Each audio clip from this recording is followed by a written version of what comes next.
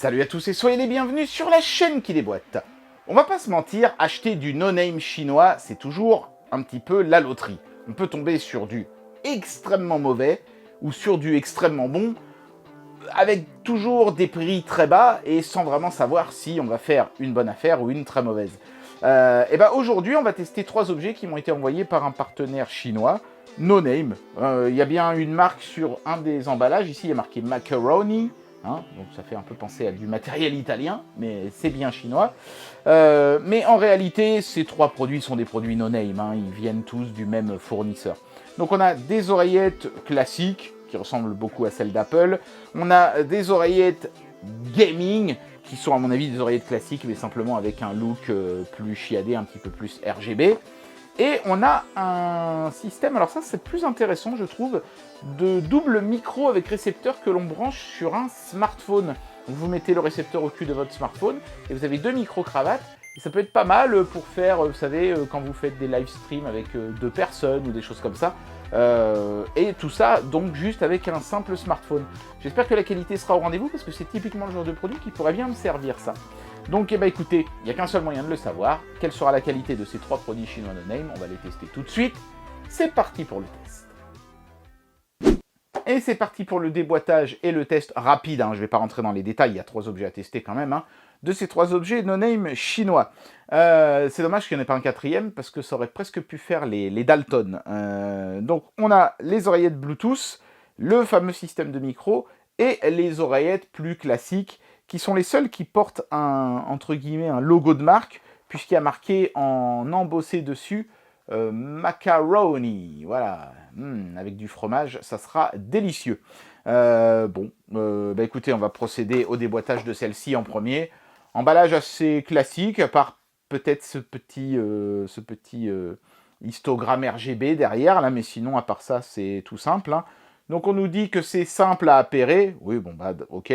Bon, en fait, je pense que ce qu'ils veulent dire par là, c'est que les 2 oreillettes s'appairent l'une à l'autre automatiquement. Et on est sur du Bluetooth 5.3 quand même, hein, pour un produit qui est vendu 19 balles. C'est quand même plutôt cool d'avoir du 5.3. Et je sais hein, que je vais avoir droit aux commentaires dans les vidéos du genre « Oh, mais dis donc, chez Action, il y en a des encore moins chers que ça. » Oui, certes, mais vous savez ce que disait Achille Talon. Hein. Il y a un prix en dessous duquel on paye cher. Et là, avec 19 balles du 5.3 en Bluetooth, j'ai déjà quand même quelque chose qui me rassure un petit peu. Écoutez, on va regarder ce qu'il y a dedans, hein, mais je pense que l'emballage va être évidemment très minimaliste. Voilà, à ce prix-là, on ne pouvait pas en espérer plus. Donc, on a le câble de recharge en USB-C qui est archi court, évidemment. Le boîtier qui est tout petit. Alors ça, par contre, il est sympa. Et franchement, il est plutôt quali. On voit la prise de recharge en dessous. Et non, c'est bien, ça s'allume quand on ouvre. Il y a un petit clapet magnétique. Et les oreillettes en elles-mêmes, donc je vous disais, hein, ça ressemble beaucoup à celles de chez Apple, hein, vous pouvez le constater par vous-même. Elles sont de couleur ivoire, c'est pas moche du tout. En tout cas, ça fait pas cheap sous les doigts, le truc en plastique qui va se déglinguer, comme c'est parfois le cas, souvent même chez les produits de chez Action. Là, on a quand même une impression de durabilité, c'est plutôt cool. Et donc, on met ces petites oreillettes dans leur petit logement. Donc, voilà, j'imagine que c'est comme ça. Hop. Et voilà. En tout cas, ça a déjà un premier avantage, c'est que ça prend vraiment pas de place. Maintenant, on va regarder un petit peu, on va écouter un petit peu la qualité du son. Évidemment, vous serez obligé de me croire sur parole sur ce moment-là de la vidéo. Voilà, donc là, je viens d'écouter de la musique avec ces oreillettes. Hein. J'ai écouté d'abord une musique de jeu vidéo, parce que ça permet de bien distinguer la séparation entre les graves et les aigus, en général, ce genre de truc. Et puis ensuite, une chanson, pour tester les médiums. Alors ça manque un peu de médium, ce qui n'est pas si surprenant que ça hein, dans cette gamme de prix. C'est pas dramatique néanmoins, franchement l'écoute est plutôt agréable. Ça s'est plutôt bien passé. Alors la notice, ça c'est les joies des produits no-name chinois, elle est tout en chinois. Et en plus de ça, elle indique qu'il faut appairer des oreillettes qui s'appellent LL05, alors que moi, en l'occurrence, c'était A6 Pro, ça n'avait absolument rien à voir. Donc j'ai eu un petit moment d'hésitation à cause de ça. Mais par contre, une fois que c'est appairé, le signal est stable et l'écoute est agréable. Et le confort des oreillettes aussi. Elles tiennent bien dans les oreilles, il n'y a pas de problème. Donc premier produit satisfaisant, hein. Franchement pour 19 balles, elles auraient pu être vendues 10 € de plus que ça aurait choqué personne. Mais on paye aussi la petite taille du fait que l'autonomie des oreillettes n'est pas fofolle. Je dirais que en dehors du boîtier, vous allez tenir une heure. 1h10 peut-être, mais pas plus. Et peut-être avec le boîtier, 4-5 heures au total. Donc c'est des oreillettes qu'il faudra vraiment recharger après chaque session d'écoute. Mais franchement, à part ça, c'est du tout bon. Pour le prix, pour moi, ce produit-là, il passe sans aucun problème. La barre de la recommandation. Franchement, je pourrais les recommander à quelqu'un qui a un tout petit budget et qui veut des oreillettes correctes à 20 balles. Je lui dirais, écoute, tu peux prendre celle-là. Elles font le taf. Allez, on continue notre incursion dans le monde ténébreux des oreillettes Bluetooth no-name chinoises avec cette fois-ci les KW01. Il n'y a plus de marque, hein, les macaronis au fromage se sont échappés. À la place de ça, on a une photo du produit brillant sur fond mat, le truc classique des emballages un peu génériques comme ça. Écoutez, on va procéder au déboîtage aussi. Donc là, j'imagine que l'appellation gamer, on la doit au fait que le produit a un design un peu plus léché. Toujours aussi court, le câble de recharge, cette fois-ci, il est noir. Alors là, cette fois-ci, on a des embouts de rechange. Donc, on est sur de l'intra-auriculaire. Et la petite notice, qui va toujours être tout en chinois. Ah non, cette fois-ci, on a de l'anglais de l'autre côté. Ah, donc ce produit-là fait quand même un effort supplémentaire par rapport au précédent. Il est un tout petit peu plus cher aussi, hein.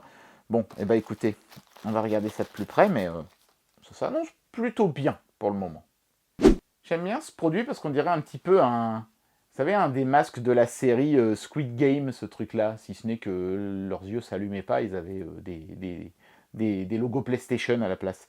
Mais donc on a toujours cette prise de recharge USB type C cette fois-ci à l'arrière. Hein, alors vous n'aurez pas de recharge sans fil sur ces machins-là, hein, à ce prix-là, c'est juste pas possible. Encore une fois, les finitions sont très correctes, ça fait pas le truc cheapos dégueulasse. Donc ça c'est plutôt pas mal, ils ont évité de tomber dans ce piège-là. Et regardez ça, il y a du RGB, hein. Là il y a du vert, là il y a du rouge et du bleu qui clignotent en alternance. J'imagine que c'est parce qu'on est en mode appairage Bluetooth. Bon écoutez, même topo que pour les précédentes oreillettes, hein. J'appaire ça à un téléphone, j'écoute un peu de zik et je vous donne mon ressenti. Voilà, donc là, cette fois-ci, le son était un peu plus riche qu'avec les précédentes oreillettes, mais c'est surtout lié au fait que ce sont des intras, hein, et donc qu'elles vont mieux englober votre audition. Mais on a toujours un léger manque de médium, hein, je vous dis, hein, c'est typique sur des oreillettes pas chères. Pas au point que ce soit inaudible, hein, parce qu'il y a des oreillettes, vous les mettez, c'est super plat, c'est tout juste bon pour écouter Ruquier à la radio, et encore. Là, au moins, on peut écouter de la musique et on ne sera pas dans un inconfort auditif. Mais on n'aura pas évidemment la richesse et la précision d'oreillettes haut de gamme, c'est évident. Mais franchement, encore une fois, pour le prix, on s'en sort bien. Et puis là, cette fois-ci, on a le look gamer qui est quand même... J'aime beaucoup, hein. Le boîtier est magnifique, hein, on va pas se mentir. Il est absolument somptueux. À chaque fois, il y a des petits plots de recharge dans le fond et ça marche très très bien, hein, c'est magnétique. Donc non, franchement, pour le prix, on n'est pas volé. Et puis là, on a un petit design qui pourra déclencher une petite conversation en soirée. C'est plus original que des AirPods Pro, même si ça n'a évidemment pas la même qualité de son non plus, hein. Mais, encore une fois, c'est correct et c'est le genre de truc, quelqu'un me dirait tiens, je veux des oreillettes design, mais j'ai un tout petit budget. Je pourrais recommander celle-là sans me sentir mal, parce que franchement, une fois de plus, elles font le taf, quoi. Voilà, il n'y a rien à dire de plus. On n'aura pas la qualité du très haut de gamme, mais pour le prix qu'on paye, ce sera difficile de faire mieux avec un look comme ça, je pense. Allez, on s'arrête de tester des oreillettes et maintenant on va tester un micro. Ce qui est bien avec un micro, c'est qu'au moins vous allez l'entendre cette fois-ci, la qualité, puisque je vais pouvoir faire un enregistrement et vous faire écouter ce que ça donne. Donc voilà, vous ne serez pas obligé de me croire sur parole. C'est cet objet, moi, qui m'a donné envie de tester le lot complet, hein, parce que ça peut toujours servir, un petit micro-cravate de bonne qualité. Beaucoup de gens tournent des vidéos sur YouTube en utilisant leur smartphone, et se retrouve avec souvent du son qui résonne parce que le smartphone il est à 2 mètres 2 et forcément, à moins d'avoir une pièce avec une super insonorisation, dès qu'on s'éloigne un petit peu d'un micro, ça résonne. Voilà, donc là, ça permettra de rester près du micro et en plus, il y en a deux. Donc si vous faites des vidéos, je sais pas, par exemple, ça se fait beaucoup en ce moment, des vidéos React où il y a deux personnes qui regardent un film et qui le commentent en même temps, les deux personnes auront chacune leur petit micro. Voilà. Alors, qu'est-ce que ça donne? Est-ce que c'est exploitable? Parce que si c'est pour se retrouver avec un son moins bon que celui du téléphone, évidemment, ça servira à rien. Bah écoutez, on va voir, hein, on va procéder tout de suite au déboîtage. Donc, je vois déjà qu'il y a les 3 éléments dans un bloc de mousse. C'est plutôt bien présenté. Donc ça va être... Regarde ça, ils ont même mis des petits protèges en plastique, là. Hop, on va les enlever. Top. Voilà, donc ça va être l'émetteur. Donc on le branche au smartphone. Donc ça, c'est l'USB Type C. Ils le font aussi en format Lightning, hein.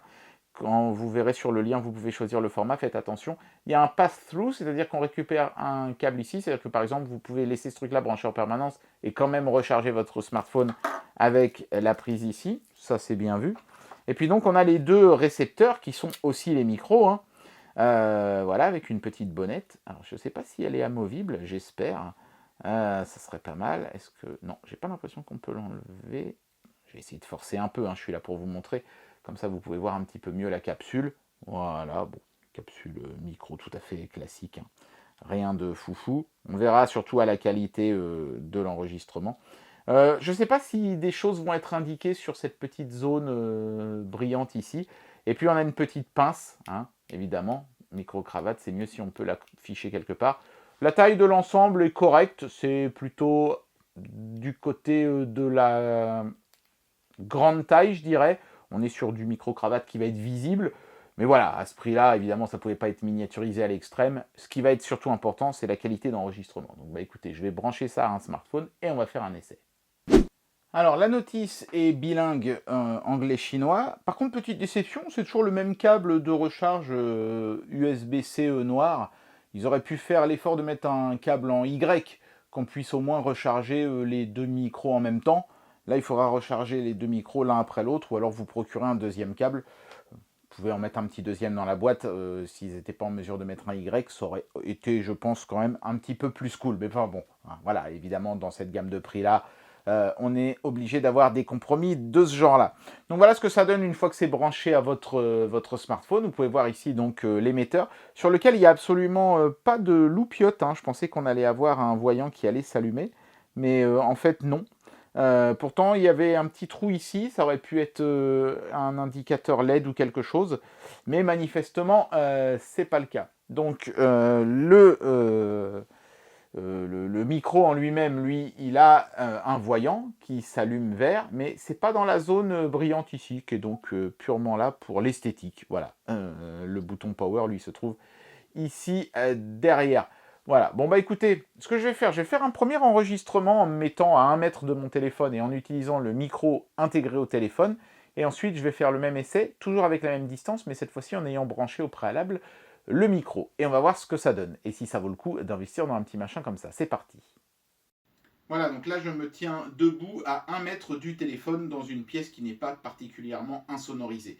Vous pouvez donc constater que forcément il va y avoir une sorte de résonance ou d'écho que le micro capte parce que je me trouve à une distance importante de lui. Maintenant je fais exactement le même essai à la même distance, dans les mêmes conditions, mais avec le micro-cravate attaché à mon col. Voilà, donc je fais exactement le même test dans les mêmes conditions, mais cette fois-ci, le micro-cravate est attaché à mon col et se trouve du coup à une vingtaine de centimètres à peine de ma bouche. Donc déjà, le volume sonore devrait être beaucoup plus fort parce qu'il n'y a pas l'atténuation liée à la distance et ça devrait aussi grandement éliminer ce phénomène d'écho ou de résonance. Maintenant, reste à voir évidemment si la qualité sonore du micro sera à la hauteur pour que ce soit exploitable ou pas. Eh ben vous voyez, cet objet a beau des trois être celui qui a l'aspect le plus cheap, parce que c'est tout léger, hein, ces machins-là, mine de rien, eh ben c'est celui que moi j'ai préféré utiliser. Alors, encore une fois, c'est l'autonomie qui va pêcher le plus, hein. Vous allez pouvoir enregistrer pendant une petite heure avec chacun de ces micros. Donc, évidemment, si vous avez besoin de faire des longues sessions d'enregistrement, ce ne sera pas le produit pour vous. Mais si vous êtes youtubeur et que vous faites des petites séquences et que vous vous filmez avec votre smartphone et que vous avez besoin de quelque chose qui vous permet d'éliminer les problèmes liés à la distance entre votre smartphone et vous-même, ouais, c'est un kit vraiment pas cher qui vous permettra de bien commencer. Le son est fort. Moi, j'avais peur, souvent les micros pas chers, le son sort faible ou avec un énorme souffle par-dessus. Là, le souffle est vraiment très léger. Il y a toujours un petit peu de souffle sur les micros sans fil, mais là, il est vraiment très léger. Et surtout, le son sort puissant. Donc, même si vous baissez le son, ça baissera d'autant plus le souffle qu'il y avait derrière. Donc, c'est une belle réussite. Si je devais faire un reproche, peut-être que le son sort trop, je sais, c'est bizarre de dire ça, mais trop riche. Il exagère peut-être un petit peu trop les graves dans ma voix. Mais voilà, c'est quelque chose qui peut facilement être réglé en post-prod. En tout cas, beaucoup plus qu'un son qui résonne. Ça, c'est clair et net. Et puis, le simple fait de baisser le niveau sonore, parce que le son sort vraiment fort, atténuera de toute façon ce genre de petits défauts. Une chose est sûre, ce sera très nettement mieux de filmer avec ça, même un micro pas cher comme ça, qu'avec juste le micro de votre téléphone. Si vous êtes éloigné de plus d'1 mètre du téléphone, vous aurez forcément un son pourri, alors que là, non. Bonne surprise que ce petit kit, ouais, que je peux une fois de plus recommander, mais alors encore plus chaudement que les oreillettes, aux gens qui ont un petit budget. Achetez-vous un petit machin comme ça, vous allez sensiblement améliorer le son de vos vidéos, pour vraiment pas cher, quitte ensuite à passer sur quelque chose de plus sophistiqué, mais pour commencer ce genre de truc, ce sera très bien, parce que juste le son des caméras... si on est juste devant la caméra, ça va, mais dès qu'on s'éloigne un petit peu, ça devient vite dégueulasse. Au moins avec ce genre de petits micros, vous n'aurez pas ce problème. Et en plus, c'est adapté au smartphone. Donc vous n'avez même pas besoin de vous acheter une caméra haut de gamme avec prise micro. Là, n'importe quel smartphone qui a une prise USB-C, et ça marche. Ouais, vraiment, bonne surprise que ce petit kit. Celui-là, je peux vous le recommander les doigts dans le nez. Et bien voilà, cette petite vidéo, ce petit trio de tests est la preuve par 3, justement, qu'il ne faut pas forcément bouder le matériel no-name. On n'est pas à l'abri de bonnes surprises, et c'est pas parce qu'on paye pas cher qu'on va forcément systématiquement avoir de la merde.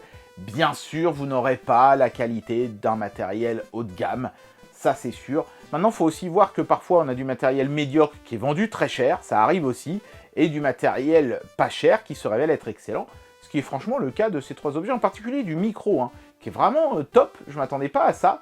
Pas parfait non plus, évidemment, il y a des petits défauts par-ci par-là, mais au prix auquel il est vendu, c'est vraiment hallucinant de voir à quel point ça améliore la qualité du son par rapport à juste le téléphone tout seul. Les 2 oreillettes sont très correctes, et vous choisirez si vous préférez la sobriété ou l'exubérance, mais elles ont toutes les deux un son tout à fait à la hauteur du prix auquel elles sont vendues. Voilà, donc 3 objets que je peux vous recommander, on va dire chaudement et bouillamment pour le micro, parce que franchement, au prix auquel il est vendu, ce serait dommage de s'en passer, vraiment. Et bien voilà, c'était le test de ces 3 produits audio no-name chinois qui m'ont été envoyés par un partenaire, et franchement, évidemment, je m'en doutais que si le partenaire avait insisté à ce point-là pour que je teste ces produits, c'est qu'ils étaient corrects. Et c'est ça qu'il faut retenir. Faut pas avoir peur d'acheter du no-name chinois, il faut simplement se renseigner avant, en particulier idéalement auprès de gens qui ont déjà acheté des produits similaires de la même marque, enfin du même fabricant, puisque c'est du no-name, histoire de ne pas se faire avoir. Mais voilà, ces produits-là, vous pouvez y aller, ils sont corrects. J'espère que cette vidéo vous aura plu, et moi je vous dis à très bientôt pour un prochain test. Allez, tchuss!